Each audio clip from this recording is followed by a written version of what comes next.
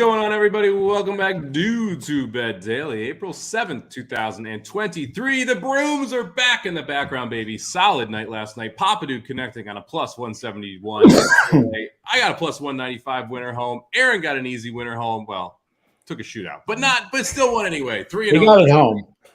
Only down $12 on the year, up on the week. Nice little comeback going here, and just in time for Keeneland to start. We got a monster weekend here. No hockey today. We got a plethora of NBA games. However, watch out there because Papadou, we were talking about this morning. Yeah. It is a cluster bleep. Yes. Trying to figure out who is going to play in these games, isn't it? Oh, it's impossible. I'd stay totally away from it because you're not going to know. You can guess, but I was going to go ahead and take Phoenix because I'm thinking, okay, they want to play this lineup together with Durant for as much as they can, but then the line says they're not going to play them. So, and logic says they won't. And in the end, used to remember back in the days when you played a team that was involved in the playoff hunt, you played your best players against that team. They don't give a shit anymore. No. You're tough luck. Too bad. Because the Lakers are involved, in trying to get the 6th pick. And so you would think Phoenix would play their team tonight, and they might, but we don't know. So, yes, stay away from them. Yeah, it's interesting. We got a couple games today. You mentioned that Lakers-Suns game. The Lakers laying 9.5. That's already gone up to 10 since we started texting. It feels like you're not going to see a single Suns player playing in that game you'll see the bench. But after playing last night in Denver, where Denver didn't start anybody, and Phoenix still couldn't cover. It was an atrocious performance by Phoenix, even in a 4-point win. Magic, we haven't gone to you yet. How you doing, buddy? I'm good. I'm happy I took yesterday off. Actually, you know what? No, my best bet if I'd been able to make the show yesterday would have been on, but it wouldn't have qualified. Good friend of mine is an assistant GM of a junior hockey league in the Greater Ontario Junior Hockey League, so a step down from the OHL. They're like 15, 16-year-old kids. They just completed the Western Conference Championships. They won. They were a heavy favorite, so I was very excited about that. Probably couldn't have been able to bet on them. I think there's probably something a little icky about betting on 15 and 16-year-old hockey players in Ontario. But I did text him. I was like, listen, if I could, I'd put 9 stacks on you tonight, and they ended up winning 3-1. So I was happy to see that, and I'm feeling pretty good. I got my Powerline shirt on, feeling pretty electric about how these picks are going to go today. Let me ask you this before we go on. You said they won the Western. Does that mean they traveled to the western part of Canada, or is there a western part of Ontario? Western part of Ontario. So I looked it up. There's 3 conferences within this league, and then what they'll all do, they'll get a winner of each conference. They'll do a head-to-head round robin. The 2 best teams from that then go into a best of 7. I think they do that for the Memorial Cup in the Canadian Hockey League too. That's OHL, QMJHL, and the WHL. So yeah, they're headed off to the I forget what it doesn't matter. Whatever the big cup is, that's what they're headed to next. But it's pretty exciting. So child abuse starts early in Canada. Well, have you been following the news with the CHL? It's been happening for decades there. I know. Canadian hockey is like Texas football. Oh, I know. The best comp, right? Where it's like that's all anyone cares about. Exactly. You start playing when you're like 9. Do they miss a lot of school? Oh, no, you don't go to high school. You just start playing in minor. Is that what it is? Yeah, dead serious. Like, and then and you get homeschooled instead of going to high school. You play on these traveling teams. You work your way up to the NHL. That's how you like Connor McDavid's, Connor Bedard's is going to be your first pick this year. Now, yeah, it's a rite of passage. It's essentially a religion up there. Versus their top 2 players are twin brothers, and they both are committed to the University of New Hampshire. They've got another kid going to Colgate and another one going to an Ivy League school. So they're at least this team is at least making sure academics counts while they're playing, but I can't say that for anybody else. Right. And they may not go. They may end up getting drafted. No, they'll go. Most of those players will go and play 2 years and then go to the NHL. Oh, okay. Yeah, that's kind of how you go into the college hockey world. Real quick, Devin Foster, great point here. Last night, if you didn't see it, the Spurs bad beat was hilarious. I retweeted a video. They lost, so they closed at 5. It was 4 most of the day. Spurs -4.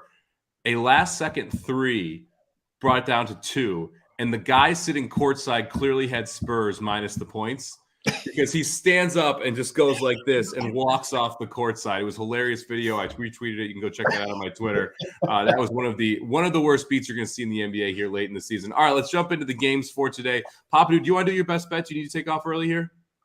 Oh, I can go through the rundown. Then let's let me do the best bet first. Sandy's not ready to go yet anyway, so. Shocker. All right, let's do this. Rangers versus the Cubs. Cubs -125. Total at a paltry 6.5 here. Wind blowing in just slightly. Not too bad there in Chicago. Pop Dude, kick it off with you. Who you got?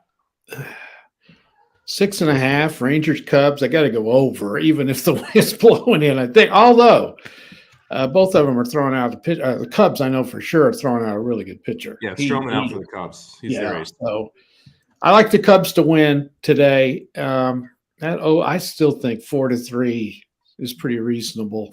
You said the wind's not blowing real hard. No, it's sub 10 miles per hour blowing in. It's actually blowing more in toward left field than it is anything.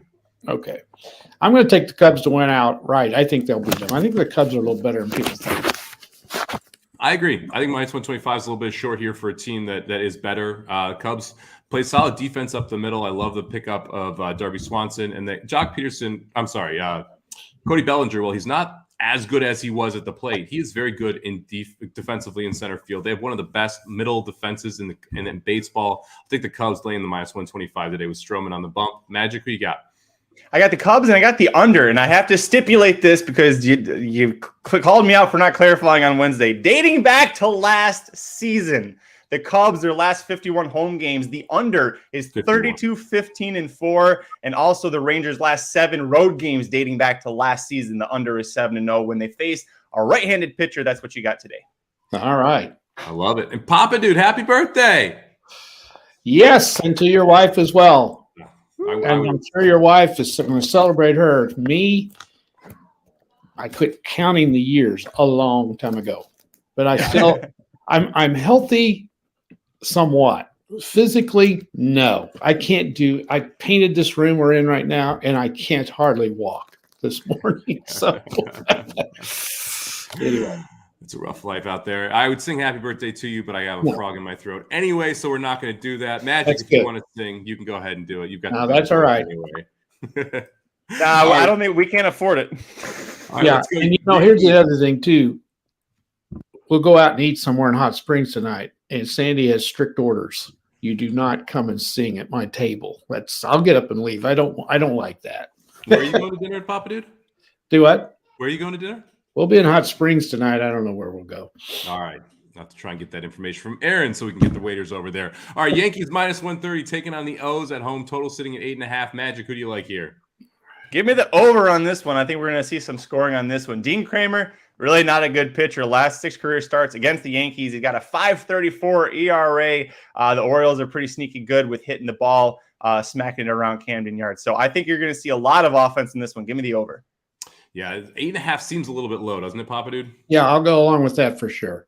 Yeah, give me the Yankees in the over. I think this is correlated in a way. If the Yankees are able to cover the minus 130, I think this game goes over. So I'll take Yankees and the over in a little single game parlay here.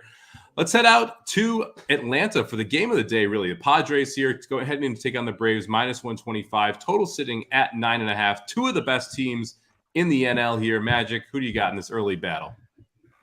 Boy, you know what I really like on this? Travis d'Arnaud, I don't know if I'm saying his name right, the DH for you're going to be DHing for Atlanta. That guy is pretty strong for the Braves. I'm going to go with the Braves on this one because of that, but I don't have too much of a feel on that other than that. Papa Dude? I'm going to go with the Padres today. I like the pitching matchup a little bit better for San Diego than I do Atlanta. Braves came through for me last night. Great comeback, and then they won it in the bottom of the 9th inning. I needed that one. That total seems a little high.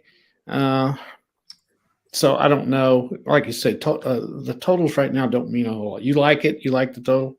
Not so fast, my friend. Okay. I like it over. I agree with you. I think these are 2 of the back of the end rotation pitchers for both San Diego and Atlanta. The ball has been flying out pretty good in Atlanta as well. Schuster, 7+ ERA. Give me the over here, 9.5 with 2 good offenses. Check out that mustache on d'Arnaud. I'm just saying. Nice. That's a 70s porn star mustache if I've seen one on a baseball player. Whew. Did you know he's Canadian, Magic? Hey, does he have anything going on in midsummer? Because the CFL season is going to start in June. I don't know. They could. I mean, he's a catcher with pretty big arm. Probably could play quarterback there. All right. Baseball thing doesn't work out. Let's head over. He was actually like a highly touted catching prospect for the Blue Jays that kind of blew up, ended up in Atlanta. He's played pretty well there for them. Let's head over to the NBA. We've got 3 games we're going to talk about. They're all a little bit of a mess. We'll just be honest about that. So we won't take too much time. Raptors heading in to take on the Celtics, who are apparently not playing anyone based on this line since it's a pick. Total sitting at 22.5. Papa Dude, we'll start out with you. I know you kind of like the Raptors here. I think you have to if Boston doesn't play their players.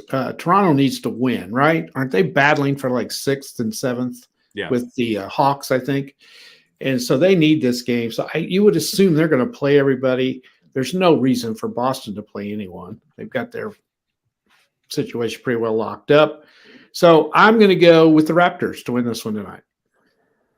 Yeah, this is a much bigger game for the Raptors. They're sitting in the 9th spot, trying to get in the 8th spot. Oh, it's 9th? Okay. Yeah, they're one game back of Atlanta for the 8th spot. Why that matters, the 7-8 play each other, the winner is in. If you lose that game, you then have to play the 9-10. If you are in the 9-10 game, you have to win 2 in a row. So it makes a big difference there between being in that 8th spot and that 9th spot. Celtics, on the other hand, they are locked in to the 2 spot. They cannot go up, cannot go down. With these NBA games, you got to pay a lot of attention to the standings and understand motivation here, because I think it makes a big difference on how some of these teams play. Send over to the Nets versus the Magic. Nets playing at home, laying 11.5. Total sitting at 218.5. Magic here in full tank mode. The Nets trying to protect the 6th spot, so they avoid the play-in game. So highly motivated Nets team. I like the 11.5 for the Nets here. They're not a team that blows people out, but because of the motivation factor, I do think they get it done here. Mikal Bridges props. I played it last time at 26.5 on the over. I would play it again today. It's not been posted yet. I considered it as my best bet if it was going to come up in that 25 range, which I think is about where it'll be. He's taken 24-plus shots the last 3 games. When you're taking that high a volume of shots, you're going to get over these totals. So I'll take Bridges over the points total once it posts up. I like the Nets laying the 11.5 today. Papa, any thoughts on this one? Well, I think it's interesting. The Magic were favored against Cleveland last night at home because Cleveland played no one, and they got beat by like 20 points. Okay. I think they're 7.5-point favorites in that game, and because Cleveland, they're locked in too with their spots. They didn't play anybody, and they got killed, and now they got to come up to Brooklyn. I'll go to the Nets to cover tonight. I think they blow them out. Magic? I like Orlando actually in this spot, and you've got a team in Orlando that against the spread is actually 23-15, and the Nets 18-20 at home against the spread. They kind of struggle, and with a big line like this one, I'm going to lean with the Magic to cover. Good luck with that roster. We'll see who plays for the Magic here. All right, let's head out to the West. The Warriors laying 9.5, heading in to take on the Kings. Total sitting at 235. Kings are sitting everybody. It's a really important game for the Warriors. This goes back to look at the standings, right? The Kings locked into the 3 seed. The Warriors currently tied for the 5/the 6, but only 1 game ahead of the Lakers and the Pelicans for the 7. This is an interesting dance in the West. You don't want the 5. Because if you get the 5, you play the Suns. Right. If you get the 6 or the 7, you get the Grizzlies or the Kings. Clearly, that's who you want to be. So the Warriors trying to stay in that 6-7 spot, not end up in that 5 spot.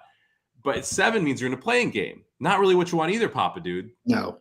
What do you think here? Warriors tonight, -9.5 against the Kings. You got to go win the game and just let the chips fall. You can't mess around trying to figure out whether you want to be 5th, 6th, or 7th. You don't want to be 7th. So you got to go win and then see what happens with the rest of them. You're right. You don't want to be that 5 and have to play Phoenix. But that's the situation you're in. I just don't see how the Kings – I don't think they're going to be ready to play at all. That line, though, is 9.5, and Golden State's terrible on the road. I'm going to go the Kings plus 9.5, but I'm not going to bet it. Magic? This line opened at Warriors -4.5. You think the public likes Golden State to cover tonight against Sacramento? Yeah. I actually, if my best bet, you'll see what my best bet is. It's a short-priced horse. I asked Somich, if I can use this, I'll do this horse. If I can't, I was going to do a parlay. I was going to do Warriors money line here because I'm with you, Papa Dude. I was going to parlay with something else, but I don't think that they're able to cover. That's a lot for them to cover. I think they absolutely get the win. They got 2 days of full rest. They've been off since Tuesday. I think that helps them. But Sacramento also had that loss. Were they at home when they lost? I know they just recently lost to Dallas, and so no, they were on the road. Nights. They were on the road. Okay, so they're back home. Sacramento's pretty tough at home. Yeah, I wouldn't touch this one unless I was parlaying Golden State money line. If Golden State wins this, do they lock in 5th or 6th tonight? No. Okay. And that's why the West is a cluster right there in that middle, because they are essentially, so the Clippers and the Warriors are both 10 games out of first with 2 left. The Lakers and the Pelicans are 11 games out of first with 2 left. And the Timberwolves are 12 games out of first with 2 left. So there are 5 teams separated by 2 games with 2 games left in the standings, battling for the 4th, 5th, 6th, 7th, and 8th seats. Yeah. And so it's just a mess right there in that middle group. As Alex mentioned, Draymond all but said the Warriors want the 3. They want to take on specifically this Sacramento Kings team because it's lack of travel. Yeah. Also lack of defense. The Kings play no defense. I think that would be a great matchup for the Warriors. Not expecting Wiggins to be in tonight. He's expected to be in their last game of the season prior to the playoffs here. I would lay it with the Warriors here. To me, this is a Kings team that has absolutely no interest in winning. A Warriors team I think is going to play well. The Kings without their stars play no defense, or with their stars play no defense. Without them, they're even worse. I think the Warriors kind of turn it up a little bit here, get the job done. All right, race of the day. Let's head over to Keeneland. First post here in about, 45 minutes. We're going to look at Pennsylvania, race number 8, one of the better stakes races on the card. This race got a lot more interesting with this scratch of the number 11 horse, Carl Sparkles, who was 3-1 favorite on the morning line, was going to go off at 6-5. Let's be fair. That's one of the Chad Brown horses people are really hyped about, ran awesome last time out. Now we've got a wide open affair, Magic. Lots of ways to go in this one. Who you can put on top? Boy, that really pissed me off, too. I love Carl Spackler. A lot of people love Carl Spackler. And by the way, the horse that beat him on debut, Far Bridge, is a Calumet Farm homebred, was a homebred, got privately purchased. I think is with Pletcher now, so watch out for that horse. I think he might show up in the American Turf at Churchill Downs. All right, my pick in this one, you take away Carl Spackler. Let's go. I like Luis Saez a couple of times. I'll take the 7 most stash here at 6-1. Horse can be second off of the layoff, and I thought last time out, and it's a stakes race at Tampa, the Columbia. Had a good effort, was sitting close to the pace, and just kind of faded off late. Talk of the Nation, a very strong horse. Ended up winning, but stayed on for second. I think that we got the rust knocked off there. The horse has run well at Keeneland before, was second last year to Private Creed in the Indian Summer Stakes. For 2-year-olds, now that he's 3, I think he's going to take a step forward here. A good 4th as well in the Breeders' Cup Juvenile Turf. Don't forget that, was just 3/4 of a length behind Najarok, who he's got to face here. But I'll go with the 7 most stash on top now that Carl Spackler's out. I think the 7's live here. I did not use the horse, but I think there's enough speed that it kind of knocks the 7. And the 8, I think, is going to be, Michael mentions this, it's a long shot, 10-1 on the morning line. I know a lot of people that like this horse. I don't think you're getting 10-1. I'm going to go with the 2 horse here on top, Web Slinger for Mark Cassie. Lost to Dude in Colorado last time, won the time before that was in the Breeders' Cup Juvenile, but I don't think the trip there was really anything interesting. I like the improvement first off to second off. Now we're getting third off the layoff. I'm interested in 2-turn horses closing early in this meet, especially on a good turf. If you remember Keeneland last year, you wanted to be toward the front sprinting, but you did not want to be in the front when you were going 2 turns and closing. Much better trip today for Web Slinger as well. Draws the 2 post, should be able to sit inside, make a move around the far turn. I'm going to go with Web Slinger on top here, 5-1 on the morning line. Papa Dude, what do you got? I've got the 12. Dude's in Colorado. I'm worried about the post, though. Can he get out in front? He's a speed horse. He's running really well. Won a stakes race at Oakland last time out. So I'm going to go with the 12, Dudes in Colorado. I also really like the 8 a lot. And I'll throw in the 7 for third. So I'm going to go 12, 8, 7. I'm really interested to see how this pace plays out. All 3 of those horses could go. And that to me was my biggest concern in selecting any of them on top. Was how are they going to be able to shake out there from a pace perspective? Jose, great to see you again. Thanks for joining for Venezuela. The 11 is scratched. That's why we didn't take him. I think we'd all pick the 11 on top here if the 11 had been in. But Carl Sparkler out of the race, a huge scratch today at Keeneland there. Should be a fun race. Actually, a really fun card. Real quick, Magic, the 9th race, I know you checked it out. Any opinion here? This is going to be your grade 1 Ashland. We didn't pick this one because it's only 5 horses, but you get to see Wonder Wheel take on Julia Shining and Punch Bowl. Who'd you like here? Shade at the other 2 horses that entered in that. You're only counting 5. No, yeah, I think you might be thinking of the. I know the Gazelles got shoved. It's only 7. You're right. Boy, this one's tough. I'm gonna roll with Punch. I'm going to roll with Punch Bowl because show me one reason why I shouldn't pick Brad Cox, Flavian Pratt, 2 turns on dirt right now. Show me one reason why I shouldn't. She's 2-1. She'll be second choice. Wonder Wheel, a lot of people trying to be forgiving from that juvenile Phillies turf, bounced back in the Suncoast when she really should have won. I think Punch Bowl 2-1 is fair odds. Give me Punch Bowl.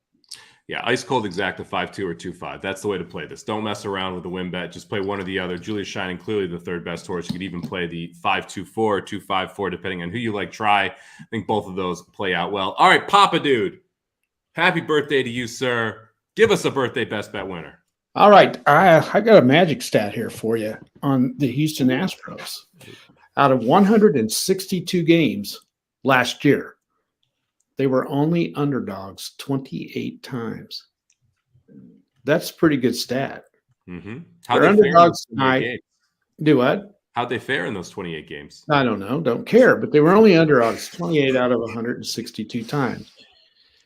I thought you'd like that research. Anyway, they're underdogs today, and it's in Minnesota. Two pretty good pitchers going at one another. I'm going to take Houston when they're the underdog. They are not off to a very good start, but that's not going to last very long. They're too good to keep losing.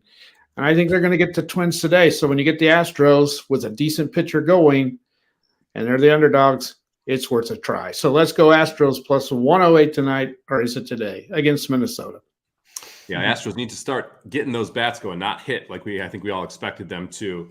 I'm going to go to the Brewers and the Cardinals. Screw you, Cardinals. Specifically, Jake Flaherty, who in his first start of the year went 5 innings, no hits, no runs, 7 walks. He walked 7 people in 5 innings. That's true. That's why I'm going to fade him here in the early first 5. The Brewers, I think, have the pitching matchup edge here. We've got Woodruff on the mound taking on Flaherty. Woodruff, one of their aces over there in Milwaukee. Milwaukee 5-1 on the season, 3-0 at home. It's going to be the Cardinals' first road game. I get the better pitcher, better team. Give me the first 5. So I'm just playing these starters. I'm not worried about the bullpens. Minus a half run for the Brewers, minus 120 as the best bet. Magic, take us back to Keeneland. All right, let's go. And by the way, I got an exacta in case the 8 coffee maker 6-5 on the morning line. If she dips below, playable odds or anything like that, I'll give it an exacta. But I love this filly. It's interesting. You've got a 4-year-old who's now making her first start, only her second start since the Breeders' Cup Juvenile Turf Sprint from November 2021. She only made 1 start last year. It was 5.5 furlongs at Keeneland with John Velasquez aboard in an allowance race. Hey, look, what do we got going on today? We got Velasquez aboard, 5.5 at Keeneland. Wesley Ward, absolutely the king of the Keeneland meet, at least in his mind here. He's got 2 in here. And you mentioned, Mike, you want to be forwardly placed when you're sprinting. I think Coffee Maker sits right behind the other Ward, her world. It's got Irad aboard, and then the 4 Laugh and Play. I think it's chalky. I think it's an 8-6 cold exact. I think you can box up, or not box up. I think you can play the 2 Wards, but you're going to need to play them straight because of the price. I just think that Coffee Maker, a filly that Wesley Ward brought to Ascot when she was a 2-year-old, thinking she was that talented. I think that she's going to be better than her world and catch her late, because we talked about Magic Mike show. That's a long stretch there at Keeneland. You just keep waiting for them to get there. And right around probably between the first and second E in Keeneland and the big hedges there, I think that's right when Coffee Maker catches her world to get the win. Yeah, this is just a classic Wesley Ward horse. Super lightly raced, super talented. You hope she fires when she comes back in a spot like this, and that's what Coffee Maker is going to try and do. I like the 3 a little bit as a price, 15-1 on the morning line. I don't know if we can win, but I think we can pick up some pieces and hit the board here. So I think the 3 is a little bit interesting price, but do like Coffee Maker, the 8 on top as well. All right, guys, good show. Got more to come tomorrow. 3 major Kentucky Derby preps. Don't forget our boy Magic here, going to be live talking Keeneland today. What time are you coming on?